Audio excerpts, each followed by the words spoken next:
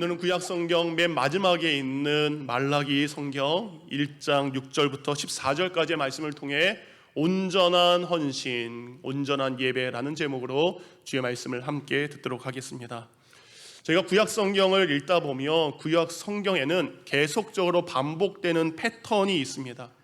먼저는 하나님께서 선택하시고 그리고 구원하십니다. 그리고 하나님의 선택에, 그 하나님의 구원에 우리는 순종하고 먼저는 감사하죠. 근데 그게 쭉 가면 좋은데 우리는 변합니다. 잠시 순종 후에 우리는 불순종을 하게 되고요, 그 불순종으로 말미암아 우리에게 때로는 하나님의 징계가 있게 됩니다. 사람이 아프면 어떻게 되죠? 도와달라고 하죠. 하나님의 징계에 따른 이스라엘 백성들의 돌이킴이 있게 됩니다. 그리고 간절한 그들의 기도를 들으신 하나님은 외면하지 않고 그들을 회복시키십니다. 그리고 또 얼마 지나다가 또 연약함에 빠지고, 이런 믿음의 패턴은 이스라엘 백성들 전체나 아니면 한 개인에게나 동일하게 반복적으로 일어나고 있습니다.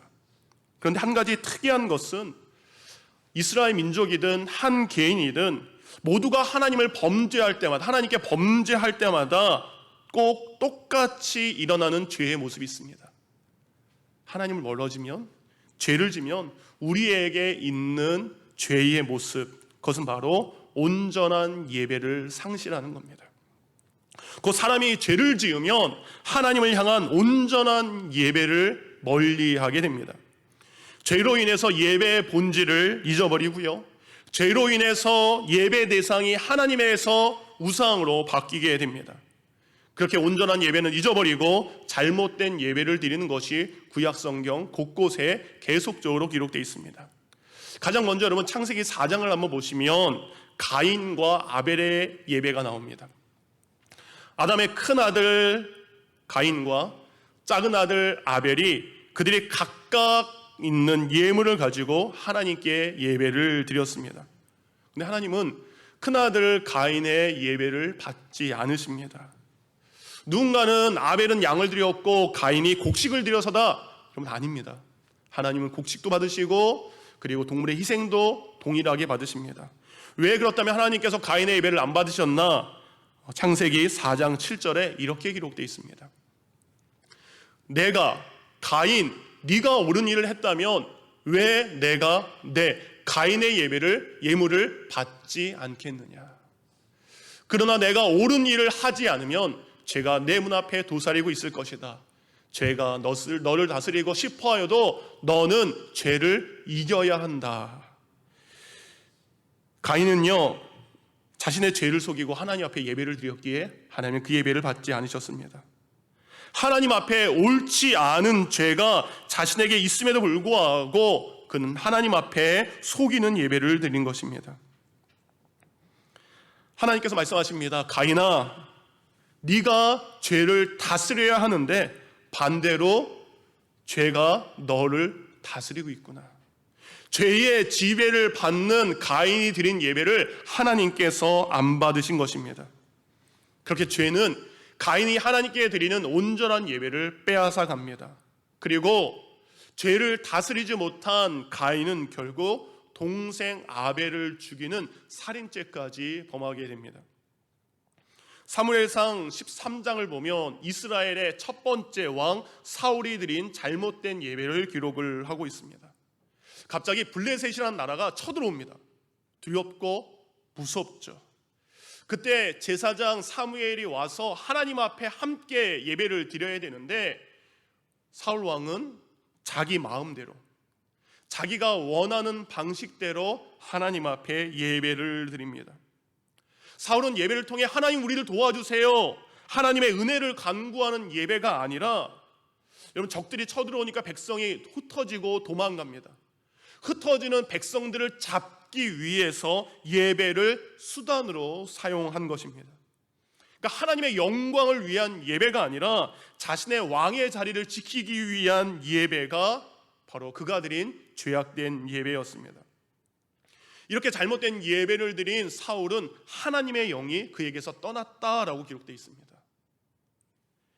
열왕기상 12장에 보면 이스라엘이 남북으로 갈라진 다음에 북이스라엘 첫 번째 왕 여로보암 왕이 굉장히 교만하고 악한 왕이었어요. 근데 이 사람이 왕이 되자 한 것은 뭐냐면 예배를 훼손하기 시작합니다. 모든 백성들은 예루살렘에 있는 하나님의 성전 가서 예배를 드려야 되는데 왕이 자기 마음대로 두 곳에 하나님의 성전이라는 것을 자기 마음대로 임의로 만듭니다. 그리고 그 성전 안에다가 금으로 송아지를 만들어서 성전 앞에다가 만들어 놓고요, 백성들에게 이런 이야기를 합니다. 우리 조상들을 애굽에서 인도해낸 하나님이 바로 이 금송아지다. 너희들은 이제 예루살렘의 성전이 아닌 이곳에 있는 금송아지에게 절을 하라 라는 악행을 행하게 됩니다. 자신들의 조상들이 출애굽할 때 호렙산에서 금송아지를 만들어서 심판받았다는 것을 알면서도 똑같은 죄를 범한 이 여로보암의 가문은 그 가문 자체가 멸망하고 사라지게 됩니다. 이렇게 누군가는 악한 사람, 그리고 불순종한 사람, 교만한 사람들을 통해 온전한 예배가 사라지고 잘못된 예배가 드려집니다. 그런데 우리는 그래, 저렇게 악한 사람이 드리니까, 교만한 사람이 드리니까 예배가 잘못됐구나 라고 우리는 생각할 수 있습니다. 그런데 여러분, 잘못된 예배는 이런 사람들뿐만 드리는 것이 아닙니다. 열심히 신앙생활하는 우리도, 우리가 하나님의 말씀에 순종하는 사람도, 맡겨진 직분에 최선을 다한다라고 하는 사람들도 잘못된 예배를 드릴 수 있다는 것을 말라기 말씀은 우리에게 보여주고 있습니다. 말라기 말씀은 여러분, 저희가 그동안 1월 달에는 느헤미야에 대한 말씀을 들었고, 그리고 지난달에는 에스라에 대한 말씀을 들었습니다. 느헤미야와 에스라와 말라기는 같은 시대적인 배경을 가지고 있습니다. 아시는 것처럼 그는 어떤 배경입니까? 바벨론의 포로로 끌려간 이스라엘 백성들이 귀환해서 그들이 고향으로 돌아왔을 때의 이야기입니다. 이제 하도 말해서 아시겠죠? 1차 포로 교환을 통해서 뭐가 재건됩니까? 무너진 성전이 재건됩니다. 2차 포로 귀환을 통해서 그 성전을 섬길 레위 사람들과 성전의 물건들이 채워졌고요, 에스라를 통해 말씀 교육이 시작됩니다. 3차 무너진 성벽이 재건됩니다. 이렇게 그들은요 열심히 했습니다. 그래서 눈에 보이는 성벽과 성전이 재건되었습니다. 여러분, 성전을 건축하는 것 피곤하고 지치고 힘듭니다. 어느 날은 땀이 비 오듯 흐릅니다. 성벽에 쌓을 돌을 옮기는 것, 여러분 얼마나 무겁습니까? 허리가 끊어지는 것 같고 손에 물집이 터집니다. 그래도 그들은 감사하며 찬양했습니다. 왜? 이 성벽만 재건되면, 이 성전만 재건되면 하나님이 학개 선지자와 수많은 선지자를 통해서 약속하신 복이, 형통의 복이, 잘되는 복이, 우리 이스라엘이 부국강병하는 잘 사는 나라가 될 것을 그들은 믿었기 때문입니다. 그래서 참고, 그래서 열심히 그들은 일했습니다. 그러면 지금 성벽과 성전이 완성됐으면 그런 일들이 일어나야 되는데 그런 일들이 일어나지 않습니다. 우리도 마찬가지입니다. 우린 교회 일의 모든 일에 열심히 합니다. 오늘 성가대 귀한 찬양했는데, 성가대 찬양 부르기 위해서 9시 반부터 오셔서 부르고, 또 예배 끝나면 늦게까지 또 찬양 연습하고, 저희 찬양팀 있죠 여러분? 찬양팀은 목, 금, 토 3일 연습합니다. 이렇게 해서 열심히 신앙생활을 합니다. 교회에서 하라는 대로 열심히 충성했습니다. 설교를 준비하는데 제가 고등학교 때 다녔던 교회 한 여자 집사님이 생각이 났어요. 예전에도 한번 말씀드렸어요. 이 집사님은 새벽 예배를 안 빠지세요. 근데 새벽 예배를 올 때마다 꼭 챙겨오는 게 있습니다. 성경책이 아닙니다. 남편의 신발을 챙겨오셨습니다. 진짜로요? 그래서 예배가 끝나면 교회에 나오지 않는 불신자 남편의 신발을 가슴에 꼭 품고 그렇게 기도하셨어요. 진짜로요. 제가 고등학교 때 그 모습을 계속 봤던 그 집사님의 모습이 생각났어요. 근데 이 집사님이 남편이 신앙생활을 안 하기 때문에 11조 생활, 헌금 생활을 제대로 할 수 없잖아요. 남편이 주는 그 살림하라고 주는 돈을 아껴서 그래서 물질을 구별하여 하나님께 드렸던 모습을 저는 기억합니다. 우리 주변에 이렇게 헌신하고 봉사하고 몸과 마음과 물질까지 최선을 다한 주위의 사람들이 있습니다. 그렇다면 하나님이 살아계신다면 그들의 자녀들이 잘 돼야 됩니다. 우리 남편이 빨리 교회에 나와야 되고요, 일이 잘 풀려야 됩니다. 원하는 일들이 하나씩 해결돼야 됩니다. 그런데 그렇지 않을 때가 많습니다. 믿으면 달라질 줄 알았는데 여전히 달라지지 않는 것들이 너무나 많습니다. 믿으면 원하는 대로 될 줄 알았는데 원하는 대로 되지 않는 것이 너무나 많습니다. 그럼 우리는 결국 뭐 할까요?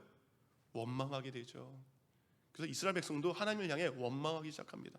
하나님이 저 사랑하는 거 맞아요? 말라기 1장 2절입니다. 주께서 어떻게 우리를 사랑하셨나이까 하는도다. 하나님이 말씀하세요. 내가 너희를 사랑한다라고 이야기했는데 그들이 이야기합니다. 하나님 우리를 사랑하신다고요? 하나님 우리를 어떻게 사랑하시는데요? 이렇다 보니까 재건된 성전에서 드리는 그들의 예배가 이제는 생명이 빠진 형식적인 예배가 되고요, 습관적인 예배로 전락하게 됩니다. 지금 우리의 모습도 혹시 이스라엘 백성들의 모습과 같지 않습니까? 예수 그리스도를 믿고 구원받는 것은 기쁘고 감사합니다. 십자가의 그 신사랑은 너무나 놀라운 사랑입니다. 그런데 시간이 지나면서 그 구원의 기쁨과 예배의 감격이 모두 사라지면서 안 나오면 안 될 것 같은 예배, 빠질 수 없어서 드리는 예배를 우리는 혹시 드리고 있지는 않습니까? 그런 그들에게 하나님께서 말라기 말씀을 주시는 겁니다. 왜냐하면 하나님은 이 말라기 말씀을 끝으로 자그마치 400년 동안 하나님은 그들에게 침묵하실 것이기 때문입니다. 그동안은요, 수많은 선지자들을 보내주셔서 계속해서 그들에게 필요한 말씀을 주셨습니다. 그런데 말라기 이후에 400년 동안 아무런 선지자를 더 이상 보내주지 않으실 겁니다. 이스라엘 백성들은 오직 하나님의 침묵 속에서 오실 메시아만을 그들은 기다리고 있어야 됩니다. 그럼 무엇하고 기다려야 될까요? 어떻게 오실 메시아를 기다려야 될까? 오늘 하나님 말라기를 통해 오실 메시아를 우리가 어떻게 기다려야 되는지 그것을 말씀하고 있습니다. 하나님 말라기를 통해 우리에게 이야기하십니다. 내가 너희를 사랑한다. 그리고 약속한 메시아를 보낼 것이니 지금 너희가 드리는 잘못된 예배를 회개하고 온전한 예배를 통해 그리스도의 오심을 기다려라. 특별하고 대단한 것이 아니라 예배드리며, 근데 어떤 예배? 온전한 예배를 드리며 메시아의 오심을 기다려라. 여러분, 우리 또한 지금 다시 오실 예수님을 기다리고 있습니다. 우리 다 같이 예수님 기다리고 있는데 동일합니다. 말라기의 말씀을 듣는 이스라엘 백성들이 그 기다림의 시간이 자그마치 400년인 것을 그들은 몰랐습니다. 우리도 마찬가지죠. 우리도 예수님이 언제 다시 오실지 하나님만 아시는 그 일입니다. 그렇다면 동일하게 이야기하시는 거예요. 우리가 예수님이 다시 오실 때까지 우리가 무엇하며 기다려야 되냐? 그것은 바로 온전한 예배를 통해 그분의 오심을 기다리는 것입니다. 그렇다면 우리도 혹시 내가 지금 망가진 예배를 드리고 있지 않나? 내가 잘못된 예배, 습관적인 예배를 드리고 있다면 그러면 어떻게 다시 온전한 예배를 회복할 수 있는가? 말라기는 그것을 우리에게 말씀하고 있습니다. 먼저는 이스라엘 백성들의 마음이 이렇게 상하고 하나님을 향한 예배가 냉담해지고 그들의 예배가 형식적 습관적인 예배로 변하는 것은 백성들만의 책임이 아니었습니다. 그것은 바로 그들의 영적인 지도자들, 제사장들, 영적인 리더들의 잘못이 더 컸음을 성경은 분명히 말씀하고 있습니다. 그래서 하나님은 6절부터 이렇게 시작하십니다. 내 이름을 멸시하는 제사장들아, 이스라엘 백성들의 영적인 부분을 책임지는 제사장들에게 나의 제사장들아, 나의 소중한 제사장들아, 나의 택한 제사장들아 라고 말씀하지 않고요, 하나님은 바로 이야기합니다. 내 이름을 멸시하는 제사장들아. 멸시하다라는 것의 히브리어의 원어의 의미는 어떤 사람이나 어떤 것을 무가치한 것으로 여기다라는 겁니다. 그러니까 어떤 대상을, 어떤 것을 의미 없습니다. 필요 없습니다. 쓸모 없습니다. 있어도 되고 없어도 괜찮습니다 라는 바로 멸시의 대상이 누구입니까? 하나님을 예배하는 제사장들이 하나님의 이름을 무가치한 이름으로 이야기하고 있습니다. 하나님을 무의미한 분으로 그들이 이야기하고 있기 때문입니다. 근데 제사장들이 이 말을 들었을 때 그들이 어떻게 합니까? 예, 제가 잘못했습니다. 인정하지 않습니다. 그들은 이렇게 부정합니다. 6절입니다. 너희는 이르기를 우리가 어떻게 주의 이름을 멸시하였나이까? 라고 하나님 앞에 오히려 반박하기 시작합니다. 여러분, 어떤 잘못을 하면 그 잘못에 대해서 누가 가장 잘 합니까? 우리 자신이 가장 잘 알아요. 내가 가장 잘 압니다. 제사장들이 자기의 잘못이 무엇인지 가장 잘 알고 있는 사람들입니다. 그런데 하나님의 말씀 앞에 자신의 죄와 잘못을 쉽게 우리는 인정하지 않습니다. 말씀을 듣고 겸손하게 하나님 제가 잘못했습니다라고 받아들여야 되는데 하나님의 책망에 반발하는 것이 우리의 모습입니다. 1장 2절에도 이렇게 말씀드렸어요. 여호와께서 이르시되 내가 너희를 사랑하였노라. 그런데 이야기합니다. 그들이 이렇게 이야기하죠. 하나님은 사랑하신다는데 그 사랑을 못 믿고 그들은 반문합니다. 너희는 이르기를 주께서 우리를 어떻게 사랑하셨습니까? 라고 이야기합니다. 7절에도 이런 이야기가 나옵니다. 너희가 더러운 떡을 나의 제단에 드렸다라고 이야기하는데 그들은 이렇게 말합니다. 우리가 어떻게 주를 더럽게 했습니까? 라고 그들은 또다시 이야기합니다. 자꾸 하나님의 말씀에 뭐예요? 말대꾸하고 있어요. 제가 어렸을 때부터 가장 많이 들었던 게 우리 어르신들이 이런 얘기를 했습니다. 어른들이 말할 때는, 부모님이 말할 때는 뭐 하지 마라? 말대꾸하지 마라. 끝까지 듣고 그 끝까지 들은 다음에 그냥 그 다음에 하면 뭐 얘기하는데 중간에 어른들의 말에 꼬박꼬박 말대꾸하면 돌아오는 게 뭐가 돌아옵니까? 회초리만 돌아옵니다. 어디 어른 말에 말대꾸해. 여러분, 오늘 성경에 이스라엘 백성들이 지금 그러는 거예요, 아닙니까? 지금 제사장들과 이스라엘 백성들이 하나님이 한 말씀 하시는데 하시는 말씀마다 꼬박꼬박 우리가 언제요? 어떻게요? 어떻게 그렇게 했습니까? 라고 말대꾸하며 따지는 교만한 모습을 볼 수 있습니다. 그래서 하나님은 그들의 요구대로 증거를 내밉니다. 그래? 너희들이 날 멸시한 증거를 보자. 8절 말씀입니다. 다 같이 한번 읽겠습니다. 시작. 눈먼 짐승을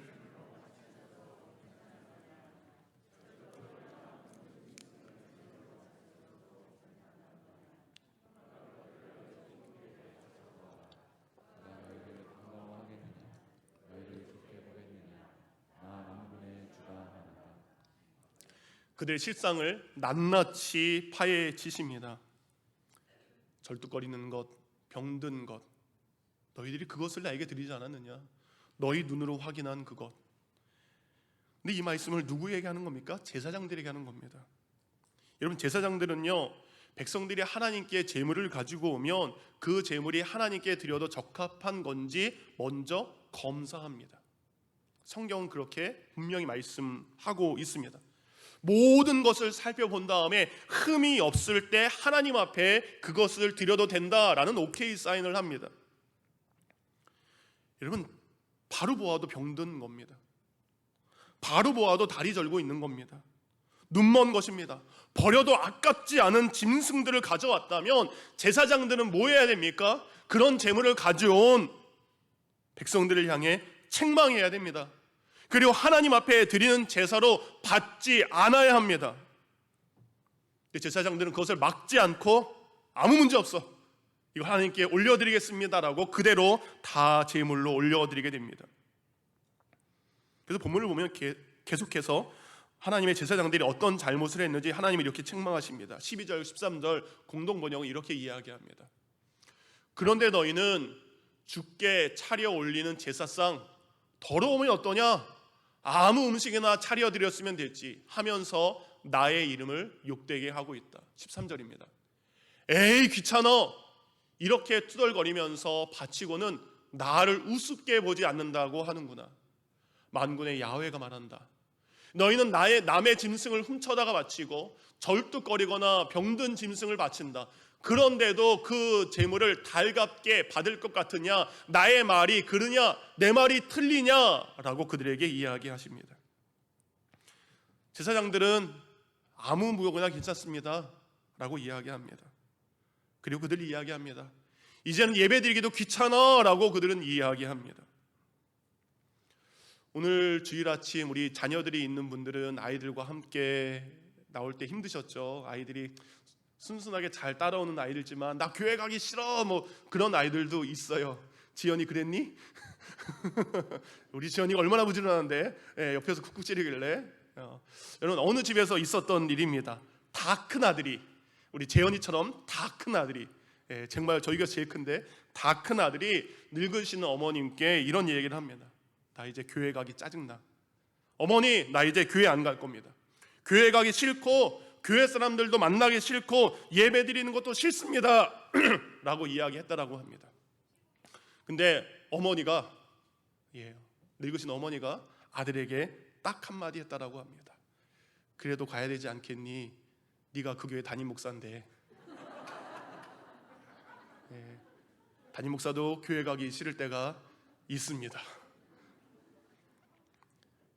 여러분, 성도들이 잘못된 예배를 드리면 목회자인 저와 또한 다른 목회자들 또한 그들을 바른 길로 인도해야 되고, 그리고 그렇지 못한 것을 책망해야 됩니다. 그러나 무조건 인정해주고 그래도 괜찮다라고 말한 저의 연약함을 오늘 말씀을 통해 다시 한번 회개하게 됩니다. 이민 목회를 하다 보니까 이런 말을 많이 하는 것 같아요. 집사님, 일하느라고 힘들죠? 예배 드리지 않아도 돼요 라는 말까지는 안 했지만 괜찮아요, 하나님 이해하실 거예요 라고 말할 때도 있습니다. 집사님 힘들잖아요, 경제적으로 지금 어렵잖아요, 돈 들어갈 것도 많고 코로나 때문에 힘든데 헌금을 적당히 하라는 말은 한 적이 없지만 그런 말씀 마음에 들 때도 있습니다. 정말 경제적인 어려움 가운데 있음에도 불구하고 하나님 앞에 최선의 헌금을 다하는 분들에게 그런 말도 들 때가 있어요. 저도 그런 생각 들 때가 있습니다. 예배 끝나고 뭐 할까?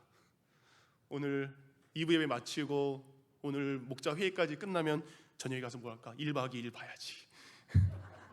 예배 빨리 끝나고 가서 내가 보고 싶은 거 봐야지. 그런 생각 들 때가 있습니다. 그런 우리의 모습, 그것이 잘못된 것이 아니라 그것만 하는 우리를 책망하시는 것입니다. 그렇다면 제사장들이 왜 이렇게 변했을까요? 이렇게 제사장들이 하나님께 드리면 안 되는 물질을 받고 예배를 소홀하게 생각하며 온전한 예배를 포기한 이유가 뭘까요? 그 중에 한 가지 이유가 말라기서와 같은 시대에 기록되어 있던 느헤미야라 했죠. 느헤미야 13장 10절을 보면 그 이유를 알 수 있습니다. 내가 알아본즉, 느헤미야가 알아보는 거예요. 왜 자꾸 이런 일이 생기는가? 내가 알아본즉 레위 사람들이 받을 목을 주지 아니하였으므로 그 직무를 행하는 레위 사람들과 노래하는 자들이 각각 자기 밭으로 도망하였기로 라고 되어 있습니다. 온전한 예배를 이룬 이스라엘 백성들, 가장 먼저 뭘 줄였을까요? 하나님의 성전에 드리는 예물을 줄이기 시작합니다. 하나님의 성전에 드리는 헌금이 감사가 아니라 이제는 내 기도를 들어주지 않는 하나님에 대한 서운함이 있어서 그런지 아깝게 느껴지기 시작합니다. 백성들이 성전에 드리는 예물이 점점 적어지다 보니까 성전에서 봉사하는 레위 사람들에게 나누어 줄 몫이 부족하게 됩니다. 결국 그들도 가정이 있기 때문에 그들은 가정을 보살피기 위해서 성전을 떠나게 됩니다. 그리고 그성전의 일이 아닌 다른 일을 통해 가족을 봉양하기 시작합니다. 그러다 보니까 남아있는 사람들을 그들은 병든 것이라도 눈먼 것이라도 흠 있는 것이라도 받아야 가족을 부양할 수 있기에 그들은 그런 예물을 선택하는 잘못과 실수를 범하게 됩니다. 곧 하나님을 향한 헌신을 포기한 백성들과 가난한 삶을 거부한 제사장들의 결탁이 습관적이고 형식적인 예배를 만들어낸 것입니다. 그러기에 백성들은 백성들대로, 제사장들은 제사장들대로 하나님 앞에 책망을 받는 것입니다. 결국 이렇게 습관적인 형식적인 예배를 드리는 그들의 모습을 보며 하나님이 이런 말씀까지 하십니다. 10절입니다. 만군의 여호와가 이르노라, 너희가 내 제단 위에 헛되이 불사르지 못하게 하기 위하여 너희 중에 성전 문을 닫을 자가 있었으면 좋겠도다. 내가 너희를 기뻐하지 아니하며 너희가 손으로 드리는 것을 받지도 아니하리라. 그런 재물, 그리고 그런 재물을 하나님께 드리는 것, 나는 그런 제물을 받기 싫으니, 그런 예배를 받기 싫으니 이제라도 성전문을 아예 닫았으면 좋겠다. 더 이상 그들이 드리는 예물을 받고 싶지 않다라고 그들을 책망하십니다. 여러분, 진정한 예배와 온전한 예배는 겉모습으로 있는 것이 아닙니다.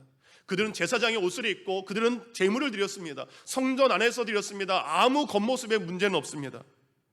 그런데 그들의 마음은 그 예배 가운데 있지 않았습니다. 기대 없는 기도를 하기 시작합니다. 헌신 없는 헌금을 드리기 시작합니다. 순종 없는 예배를 그들은 드리고 있습니다. 여러분, 예배는 무엇입니까? 예배는요, 하나님 앞에 죄를 고백하는 거죠. 죄를 고백하고 죄를 용서받습니다. 왜요? 죄 용서받은 다음에 그 용서로 말미암아 하나님과 화목하게 하기 위해서. 여러분, 제사의 시작은, 예배의 시작은 죄로 말미암아 원수되었던 우리가 다시 예배로 하나님과 화목하게 되는 것이 예배의 축복입니다. 그러니까 하나님과 화목하게 되는 것이 예배 드리는 자들의 상급입니다. 그런데 이스라엘 백성들은 헌신 없는 거짓된 예배를 드리기 때문에 하나님의 마음을 아프게 하는 것이고, 하나님과 더 깊은 원수 관계가 되어서 멀어지고 있는 것이 오늘 본문의 내용입니다. 이렇게 이스라엘 백성들이 온전한 예배를 잃어버렸기 때문에 그 땅에 그러면 이제는 진정한 예배가 사라졌을까요? 아닙니다. 하나님께서는 이스라엘 백성들의 헌신 없는 예배 대신 이방 사람들을 선택해서 온전한 예배를 받으십니다. 이제 하나님 말씀하십니다. 너희가 그동안 독점했던 예루살렘 성전의 예배 독점권을 내가 파하리라. 온 민족과 열방이 내게 예배할 수 있도록 모든 사람이 예배할 수 있는 예배의 길을 열어주시는 겁니다. 10절과 11절입니다. 너희가 바치는 제물도 예배도 이제 나는 받지 않겠다. 해가 뜨는 곳으로부터 해가 지는 곳까지 내 이름이 이방 민족들 가운데서 높임을 받을 것이다. 곳곳마다 사람들이 내 이름으로 분향하며 깨끗한 제물을 바칠 것이다. 내 이름이 이방 민족들 가운데서 높임을 받을 것이기 때문이다. 교만한 이들이 헌신 없이 드리는 예배 대신 겸손한 마음으로 드리는 이방인들, 그들의 예배를 하나님은 받으시겠다라고 말씀하십니다. 그럼 말라기를 통해 이런 경고를 주셨어요. 온전한 예배를 통해 그리스도의 오심을 기다려라. 그렇다면 그들이 메시아를 기다리며 온전한 예배를 400년 동안 드렸을까요? 아닙니다. 그들은 더 큰 헤롯 성전 건물 자체에 그들은 만족합니다. 더 커진 성전에서 드려지는 수많은 제물들, 동물들, 그 동물들의 제사를 여전히 좋아합니다. 결국 그들이 자랑하는 이 성전, 사람의 손으로 지은 그 성전은 하나님의 손에 의해 버려지고 무너지게 됩니다. 그리고 예수 그리스도를 통해, 이 땅에 오신 예수 그리스도를 통해 말라기 1장 11절 말씀, 모든 민족이 나를 예배하게 될 것이다 라는 것을 성취하십니다. 타락한 예루살렘 성전은 무너지고 그리스도를 통해 수많은 이방인들, 수많은 사람들이 세계 곳곳에서 하나님께 예배 드릴 수 있는 놀라운 은혜를 이 땅 가운데 이루어 주셨습니다. 말씀을 정리합니다. 우린 하나님께 너무 당당합니다. 천국 가게 하신 것 감사하면서, 그런데 예배를 안 드리는 것, 헌신 안 하는 것조차 우린 하나님 앞에 너무 당당할 때가 있습니다. 그런데 하나님은 이런 이들을 통해서 영광 받지 않으셔도 다른 이들을 통해서도 변함없이 경배와 찬양을 받으십니다. 여러분, 내가 예배 안 드리면 내가 예배를 통해서 받을 수 있는 은혜와 복이 다른 사람에게 받는 것입니다. 예배를 통해 은혜와 감격을 회복하지 않으면 여러분, 하나님이 손해 아닙니다. 내가 손해되는 것입니다. 그래서 하나님은 요한복음 4장 23절을 통해 우리에게 이렇게 말씀하십니다. 우리 다 같이 읽겠습니다. 시작. 하나님께 참되게 예배하는 자들은 영과 진리로 예배할 때가 오나니 곧 이때라. 아버지께서는 자기에게 이렇게 예배하는 자들을 찾으시느니라. 아멘. 하나님은 이렇게 온전하게 예배드리는 자, 곧 영과 진리로 온전한 헌신을 통해 온전한 예배 드리는 자를 찾으십니다. 그런데 그 온전한 예배는 어떤 예배입니까? 여러분, 우리의 삶이 함께 드려지는 예배입니다. 하나님이 받으시는 가장 귀한 예배는 여러분 교회에서만 드리는 예배가 아니라 우리의 삶으로 드려지는 예배입니다. 로마서 12장 1절은 이렇게 말씀합니다. 함께 있습니다. 시작. 그러므로 형제들아, 내가 하나님의 모든 자비하심으로 너희를 권하노니 너희 몸을 하나님이 기뻐하시는 거룩한 산제물로 드리라. 이는 너희가 드릴 영적 예배니라. 여러분, 영적인 예배라고 했는데 뭘 드리라고 했습니까? 영을 드려라라고 하지 않았습니다. 뭘 드려라? 너희 몸을 드려라라고 이해했습니다. 너희 몸을 무엇을 의미합니까? 우리의 삶을 의미합니다. 너희의 삶으로 나에게 예배하는 것이 영적인 예배다. 곧 교회 안에서만 예배 때만 거룩한 제물이 되는 것이 아니라 우리의 모든 삶, 우리가 어디 있든지 우리의 모든 삶을 통해 하나님께 영광 올려 드리는 예배가 하나님이 찾으시는 예배요, 하나님께 드리는 영적인 예배입니다. 그러기에 사랑하는 성도님들, 예수님이 오실 때까지 참된 예배자로 사시기를 축원합니다. 예수님이 오시는 그날까지 우리의 삶을 헌신으로 주님 앞에 내어드리기를 원합니다. 언젠가 하나님의 나라에서 나팔 소리가 울릴 때까지 온전한 헌신을 통해 온전한 예배를 드리는 예배자의 삶을 살다가 주님 만나는 귀한 주의 백성이 되기를 주님의 이름으로 축원드립니다.